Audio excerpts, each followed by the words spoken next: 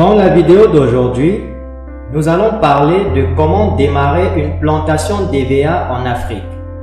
Le caoutchouc naturel est une matière première obtenue à partir de la sève de l'EVA qui pousse dans les régions tropicales du monde.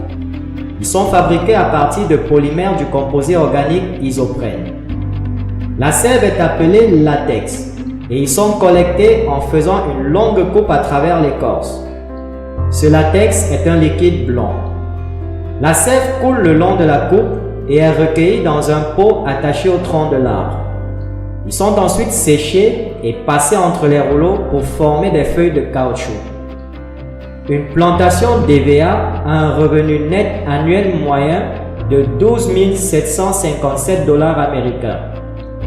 Pour que la plantation d'EVA soit productive, les étapes suivantes peuvent être suivies. Étape 1. Sélection et acquisition du site. La première chose à faire lorsqu'on veut se lancer dans l'EVA culture est de sélectionner un site approprié avec un bon sol et une bonne topographie et d'acquérir ce terrain. Le site doit être fertile, accessible et sûr. Il doit être exempt de parasites et d'agents pathogènes. Il faut des précipitations annuelles comprises entre 200 cm et 230 cm. Les régions où la sécheresse est fréquente ne conviennent pas à l'EVA car elle affecte le rendement en latex. L'EVA pousse bien sur un sol argileux et limoneux bien drainé avec un pH modéré de 4,5 à 6. Étape 2. Préparation du terrain. Le champ sélectionné doit être défriché et les arbres qui s'y trouvent coupés. On laboure à une profondeur de 15 cm et on passe la herse pour déraciner les mauvaises herbes vivaces et briser les mottes lourdes. Il faut ensuite niveler le terrain pour obtenir une pente douce de 3% dans un sens afin de faciliter l'irrigation et le drainage de l'excès d'eau pendant les pluies. Des trous de 1 m x 1 x 1 sont creusés 2 semaines avant la plantation afin que les agents pathogènes présents dans le sol soient détruits par la lumière du soleil. Mettez la terre enlevée dans des tas séparés, un tas pour la terre végétale et un tas séparé pour le sous-sol et de la fosse. Le mélange de terre supérieure est rempli en premier, suivi du mélange de terre inférieure. Lorsque vous voulez couvrir la fosse. Étape 3. Plantation. La plantation se fait généralement de mai à juillet lorsque les pluies sont établies. Il est important de planter pendant le pic des pluies afin que les jeunes arbres reçoivent suffisamment d'eau à basse température pour survivre avant que la saison sèche ou de sécheresse ne s'installe. L'espace est généralement de 4,9 m x 4,9. 400 plants par clone d'EVA sont plantés par hectare. Étape 4. Gestion des mauvaises herbes. Désherber la plantation par binage ou fauchage ou par application d'herbicides. Les herbicides sont plus économiques. Je recommande le binage uniquement lorsque d'autres cultures telles que le maïs et le légume sont plantées dans la plantation. Planter d'autres cultures dans la plantation, cela aide à contrôler les mauvaises herbes et apporte un revenu résiduel. Désherber la plantation d'EVA à 2 mois d'intervalle la première année lorsque les EVA sont encore petits. Désherber à 4 mois d'intervalle les années suivantes lorsque les branches et les feuilles d'EVA ne permettront pas à beaucoup de mauvaises herbes de pousser dans la plantation. Étape 6. Récolte. L'EVA arrive à maturité entre 5 et 8 ans. Selon la variété, et peut durer jusqu'à 20 ou 30 ans, ce qui correspond à l'intervalle de vie de l'EVA. La récolte du latex d'EVA se fait par entaillage. L'EVA est récolté tôt le matin entre 6 et 7 heures. Le fluide s'écoule bien et plus rapidement par temps frais. L'EVA est exploité à 3 jours d'intervalle pendant 6 mois consécutifs et on lui permet de reconstituer son écorce et son liquide avant de reprendre l'exploitation. L'EVA perd ses feuilles pendant les mois d'hiver, harmattan, de décembre et janvier, et commence à avoir de nouvelles feuilles. À cette saison, le rendement est réduit. Il faut donc lui laisser le temps de se reconstituer. Étape 7. Traitement. Une fois le caoutchouc taraudé et le latex collecté, l'étape suivante est le traitement. Mais en tant que débutant qui peut avoir des contraintes financières à l'équipement nécessaire et manque d'expertise en traitement, vous pouvez commercialiser le latex de caoutchouc naturel brut sans le traiter au préalable. Étape 8. Commercialisation. C'est la dernière activité de l'EVA-culture et de l'agriculture en général. Elle est très cruciale car elle détermine le succès ou non de l'exploitation. Une chose est de produire, une autre est de le mettre dans les mains des consommateurs en échange d'argent. Le latex de caoutchouc naturel peut être commercialisé à la fois sur le marché national et sur le marché international. Pour vendre sur le marché local, vous pouvez vendre à des détaillants, à des entreprises de traitement du caoutchouc si vous ne le traitez pas vous-même, et à des usines qui utilisent le latex de caoutchouc naturel comme matière première. Vous pouvez vendre sur le marché international en exportant. Vous pouvez tirer parti de la mondialisation dans la commercialisation des produits agricoles. La vente sur le marché international vous rapportera plus d'argent, mais vous devez produire en plus grande quantité afin de réduire les coûts de commercialisation. Que ce soit sur le marché local ou international, il y a de nombreux acheteurs qui recherchent le produit. Les acheteurs africains à eux seuls ont besoin de plus de caoutchouc liquide que ce qui est produit localement. Vous n'aurez donc pas de difficultés à vendre. En d'autres termes, les acheteurs vous chercheront. Chers amis, vous voyez qu'une plantation d'EVA est un business très rentable. Mais avant de vous lancer, vous devez vous assurer que vous avez des acheteurs en gros pour vos produits afin d'éviter qu'ils ne périssent lorsqu'ils sont prêts.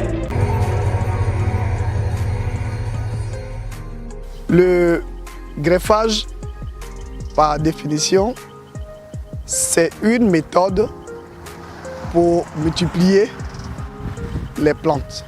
Mais celui qui est pratiqué au niveau de l'EVA, on appelle le greffage à écusson. On prélève une portion de l'écorce du plant que nous voulons multiplier, que nous allons le coller sur un porte-greffe, un individu qui, lui, va servir de support à ce dernier. Et on va le multiplier pour qu'on puisse obtenir des individus qui sont identiques à celui-là. Parce que nous avons vu, il produit bien, il résiste aux maladies, il ne casse pas beaucoup et puis il nous permet de pouvoir établir nos plantations facilement parce qu'il croît vite. Et les individus qu'on a obtenus à partir du seul individu-là, on appelle clone parce que c'est le même individu qu'on a multiplié en plusieurs exemplaires, donc il se comporte de la même manière. Ce sont des clones.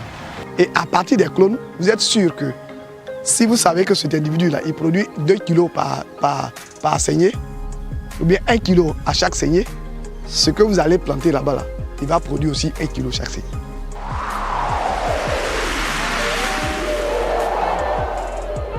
C'est le pépiniériste qui fournit le bois de greffe au greffeur. Il n'est pas recommandé de demander au greffeur d'aller prendre le bois de greffe lui-même pour venir faire le greffage. Et la recommandation, c'est que lorsque nous conduisons le JBG, que nous sommes à la première coupe, on demande de faire le premier recépage à 50 cm du sol pour permettre qu'il y ait beaucoup plus de rejets qui partent. Parce que si vous coupez trop bas, qu'il n'y a pas Dieu qui permet de rejeter, le rejet va partir de la souche du porte-greffe qui, lui, n'est pas clonal. Et après la première coupe, toutes les autres coupes qui se font sont des coupes qui se font à 20 cm à partir de la base d'attache avec l'autre. Comme au champ, généralement, on ne se promène pas avec des mètres. Nous avons une autre mesure, c'est la patte de la main. Donc, on pose la main et puis on mesure, on fait notre signe et puis c'est à cet endroit qu'on récepte le bois. Coupe le bois. L'opération de coupe de bois de greffe se fait toujours à deux. Parce que pour éviter que le bois ne tombe et que les yeux se blessent, il faut 2 personnes. Il y a la personne qui tient le sécateur pour couper le bois et il y a l'autre qui attrape le bois pour qu'une fois coupé, le bois ne tombe pas à terre. Quand on coupe, il faut toujours prendre soin de ne pas laisser tomber le bois de greffe.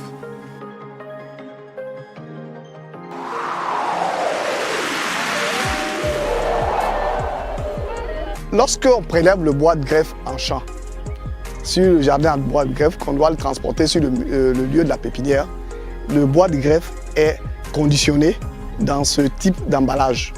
C'est une mousse épaisseur 5 cm que nous utilisons pour conditionner le bois de greffe. Nous prenons le bois de greffe que nous déposons pour éviter de blesser les yeux qui sont à l'aisselle de chaque feuille ou de chaque cicatrice foliaire.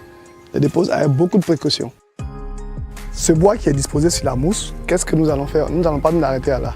Les feuilles d'EVA qui ont été enlevées du bois de greffe, qui sont ici, nous les utilisons. C'est juste pour avoir plus de précautions, pour ne pas avoir à blesser le bois. Normalement, une mousse, on prend 50 mètres de bois dans une mousse. Et donc, nous allons maintenant plier, de telle sorte que le bois soit à l'intérieur de la mousse.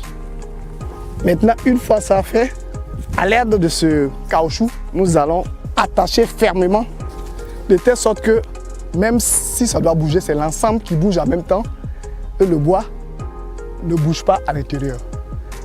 À cette manière-là, vous pouvez déposer le bois dans votre voiture et le transporter. Vous mettez sur votre vélo ou votre moto, vous le transportez sur votre lieu de greffage.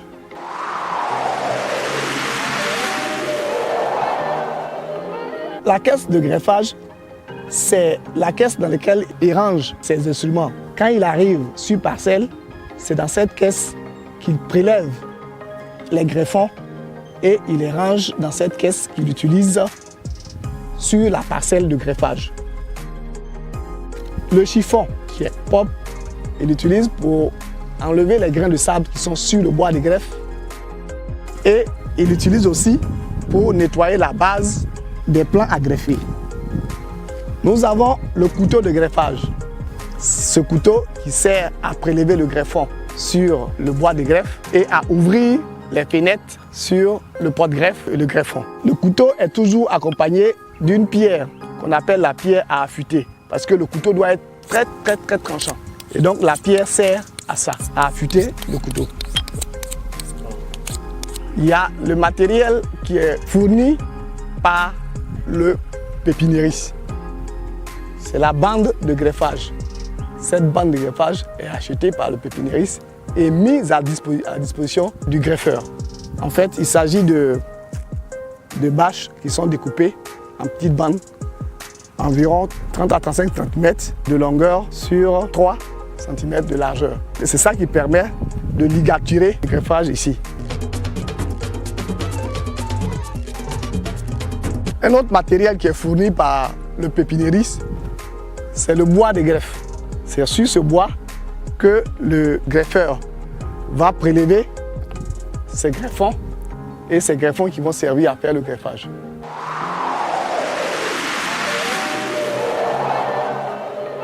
Au niveau du greffage, il y a des petites précautions qu'il faut prendre, que ce soit au niveau du bois de greffe, que ce soit au niveau même du porte-greffe. Il faut éviter les grains de sable. Le nettoyage se fait vraiment de façon soft. C'est juste faire partie les éventuels qui sont dessus. S'il n'y en a pas, il n'y a pas de problème. Tu n'aurais pas perdu du temps. Maintenant, une fois que cette opération est terminée, alors on va choisir l'œil que nous voulons prélever. Donc, le prélèvement du greffon va consister à enlever cette portion d'écorce qui contient ce que nous appelons l'œil. Ce sont des portions d'écorce qui peuvent germer au niveau de l'arbre. Et il est situé juste au-dessus d'une cicatrice foliaire, qui est cette plage que vous voyez de façon plus marron par rapport au reste de l'écorce. Et au-dessus, cette excroissance qui est là, c'est ça qui est l'œil. Et donc, elle va l'enlever.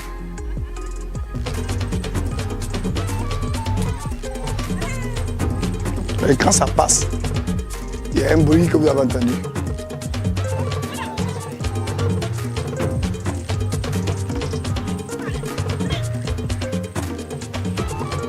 Et ce prélèvement-là est fait avec du bois qui est en bas. Et ce bois-là, en fait, il sert le squelette pour faciliter la manipulation de ce que nous voulons prendre pour faire le greffage. Parce que l'écorce est molle. Et si vous le prélevez sans le bois, vous avez des chances de laisser l'œil sur le bois. Mais en plus, si vous avez la chance que ce n'est pas resté sur le bois, vous allez aussi avoir un problème pour dimensionner l'œil avant de le fixer sur de la fenêtre. Donc on le laisse toujours avec du bois dessus. C'est très important, le bois qui est là. Maintenant qu'on l'a obtenu, nous allons enlever juste les bords.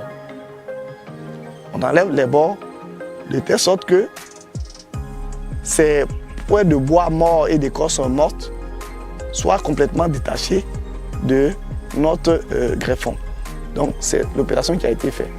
Vous voyez, la partie verte et la partie ça, c'est pas bien ajusté. Lorsqu'elle va ajuster, quand vous allez regarder ici, vous voyez ici, celui qui est ajusté est là. Il n'a que la partie blanche que vous voyez ici. Et quand il va tourner, on a l'autre partie verte.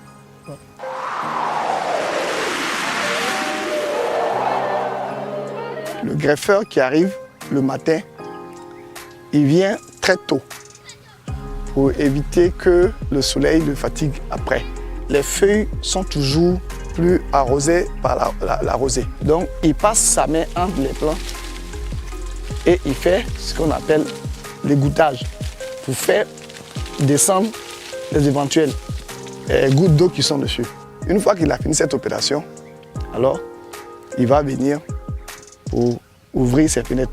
Parce que l'important de cette opération, c'est que comme vous allez ouvrir, dénuder l'écorce, mettre le cambium au dehors, si de l'eau qui est sur le plan descend dans cette fenêtre, automatiquement, le greffage ne réussit plus.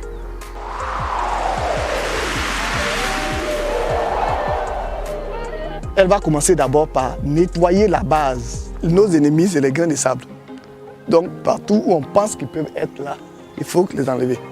Sur le bois de greffe, comme sur le porte-greffe. Ici, elle est en train de tracer le cadre pour ouvrir la fenêtre. Et elle va laisser égoutter d'abord pour éviter que lorsqu'elle va ouvrir la fenêtre, enlever l'écorce, de la teste ne tombe pas dans la partie dénudée.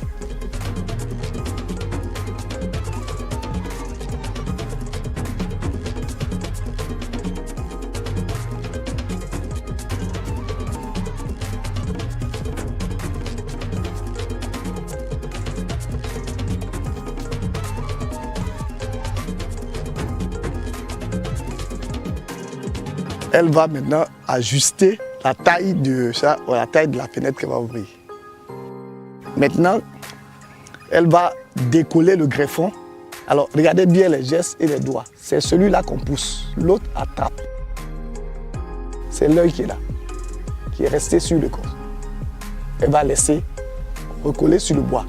Maintenant, la partie du doigt, où là le doigt a attrapé pour tirer, elle est obligée de l'enlever. Le principe, c'est que il ne faudrait pas que la partie de l'écorce qu'on va prendre pour coller là-bas soit touchée par n'importe quoi.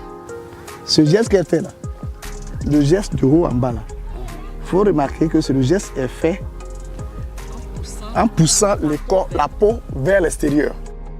Parce que si tu pousses pour aller vers l'intérieur, tu vas blesser le cambium. Donc là maintenant, elle va le tirer et puis faire sortir l'écorce tout doucement.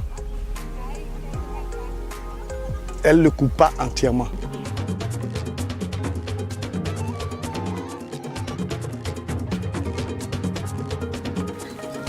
On va attacher, ligaturer. Mais il faut faire en sorte que toutes les parties qui ont été mises à nu soient protégées, depuis le bas jusqu'en haut. Voilà. Elle a fini, elle doit attacher. Attacher. Alors, quand le greffeur a fini son opération, l'endroit où il a commencé son greffage, il attache pour marquer. Il met son nom et la date à laquelle il a effectué le greffage. C'est cette date-là qui nous permet de compter le nombre de jours pour venir enlever la bande et vérifier que la greffe a réussi. Donc c'est très important ici. Alors au niveau des greffeurs, il y a une norme qu'on a éditée. Pour dire qu'un greffeur a fini sa journée, on lui demande de réaliser 200 greffes par jour. C'est ce qu'il doit faire pour valider sa journée. Il peut aller au-delà, mais généralement, nous demandons de faire au moins 200 greffes par jour. C'est ce qui est recommandé.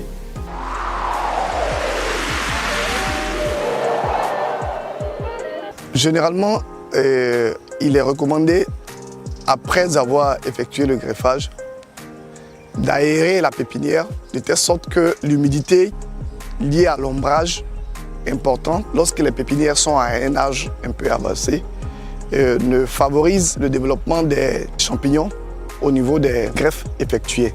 Au niveau de ce plan qui présente 3 niveaux où sont situées les feuilles. Un premier niveau ici, ensuite un second niveau ici et un autre niveau à la fin, à l'apex. C'est ce que nous appelons les étages foliés. Alors quand on a fini de faire le greffage, qu'on demande au greffeur d'effeuiller, il effeuille tous les étages qui sont inférieurs aux 2 premiers. C'est-à-dire celui-là, l'étage supérieur, l'étage après. On laisse seulement que ces 2 et tout ce qui est en bas comme étage inférieur, on les effeuille. De telle sorte qu'il y ait une aération complète dans la pépinière, favoriser en fait la réussite de la greffe. Quand on a fini l'opération de greffage, on revient 21 jours à 30 jours pour vérifier que la greffe a réussi. Après cette période de 21 à 30 jours, on regarde et on enlève la bande. C'est ce que nous appelons le démaillotage. Et une fois que la bande est enlevée, pour vérifier que la greffe a réussi, quand la greffe le greffage est fait en bois, ce bois-là, qu'on appelle bois vert, parce que c'est vert. Si ça reste vert comme ça, c'est que la greffe a réussi. Sinon, si la greffe n'a pas réussi, ça brunit comme ça. Donc la greffe a réussi. Il faut collecter toutes les bandes de greffage qui ont été coupées, les regrouper à un même endroit et puis, si possible, les brûler. Dès qu'on a fini le démaillotage, il faut arroser les plants pour leur permettre de pouvoir avoir un meilleur développement. Parce que si la sécheresse est forte pendant ces périodes-là, le greffon peut mourir après le démaillotage.